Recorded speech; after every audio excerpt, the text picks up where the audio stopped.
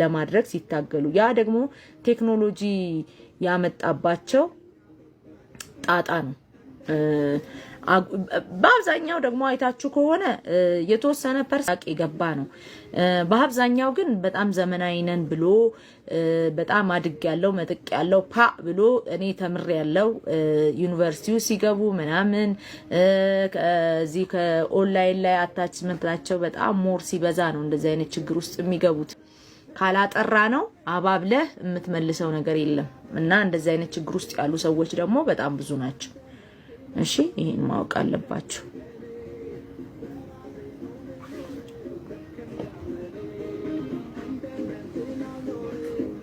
እኩል ነው የሚባለው የብልት መጠን እንዴት ነው ዶክተር? በመለካት ነው። ይሄው በዚህ ጣታችሁ ለኩ። ከዛ በጣም ካነሰ ማለት ሀፍ ማለት ነው። ይሄው እንደዚህ ነው አይደል? እንደዚህ ከሆነ ችግር አለ፣ ግን ምንም ችግር የለም። እንደዚህ አይነት ችግር ያለባችሁ ሰዎች በውስጥ አናግሩኝ። ሲማድረግ እንዳለባችሁ አሳውቃችኋለሁ። ከዩኒቨርሲቲያችን ላይ ወረጂ። ኦኬ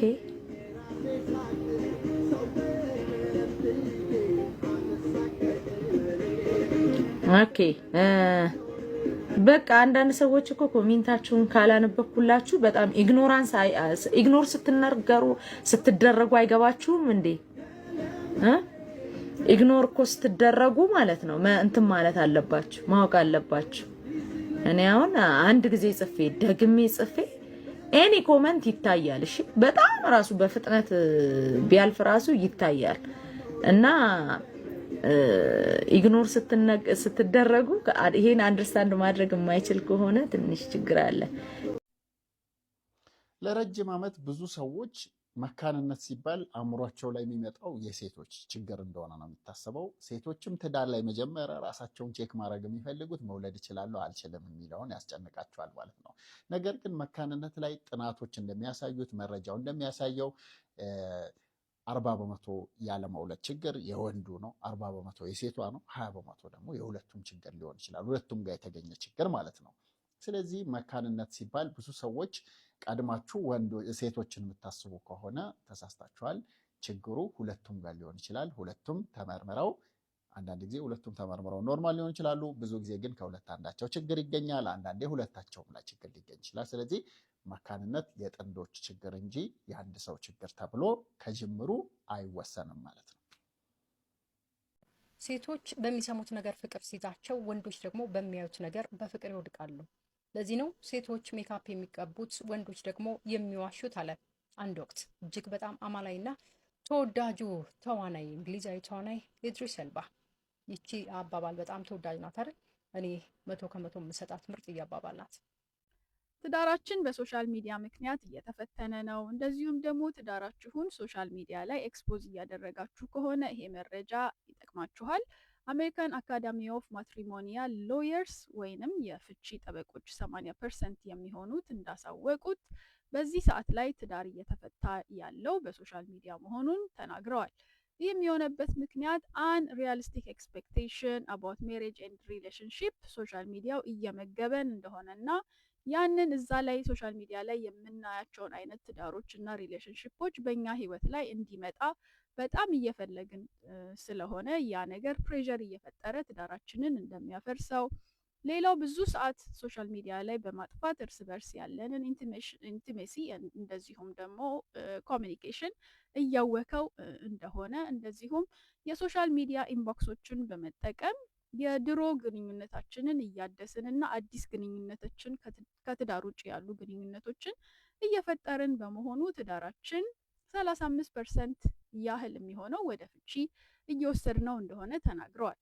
ሌላው ግሎባል ኢንግሊሽ ኤዲቲንግ በጃንዋሪ 30 2026 እንዳሳወቀው ሶሻል ሚዲያ ላይ ትዳራችሁን በጣም ኤክስፖዝ የምታደርጉ ከሆነ በትዳራችሁ ሳይኮሎጂካሊ በትዳራችሁ እንደማትተማመኑ እና ከሌሎች ሪአሹራንስን ሴክ እያደረጋችሁ እንደሆነ፣ እንደዚሁም በቀድሞ ሪሌሽንሽፓችሁ በጣም የምትበሳጩ ከሆነ ለዛ ሰው ይሄንን ሪሌሽንሽፕ ለማሳየት በምታደርጉት ጥረት ውስጥ ብዙ ፌክ የሆኑ ነገሮችን እየተለማመዳችሁ እንደምትሄዱና ወደፊትም ትዳራችሁ ላይ ፌክ የሆነ ሪሌሽንሺፕ ላይ የተመሰረተና ህይወታችሁ ደግሞ ይሄኛው ህይወታችሁ ልጆቻችሁን በጣም አፌክት እንደሚያደርግ የጀነሬሽን ክራይሲስ እንደሚመጣ የታይታ ልጆችን እንደምንፈጥርና ሪሌሽንሺፕ ሁሉ እንደዚህ ሊመስላቸው እንደሚችል ለልጆቹ ይገልጻል እንትኑ ጥናቱና የሶሻል ሚዲያ አጠቃቀማችንን እዚህ ላይ ትዳራችን ላይ ስፔሻሊ ውስን ማድረግ እንዳለብን እነዚህ ጥናቶች ያሳውቃሉ። ጋብቻ በስሜታዊነት የሚጀምር በስሜታዊነት የምታገባ በስሜታዊነት ደግሞ ካልተመቸ የምትፈታው አይደል። የገዛኸውን ነገር ካልተመቸ ልትሸጥ ትችላለህ።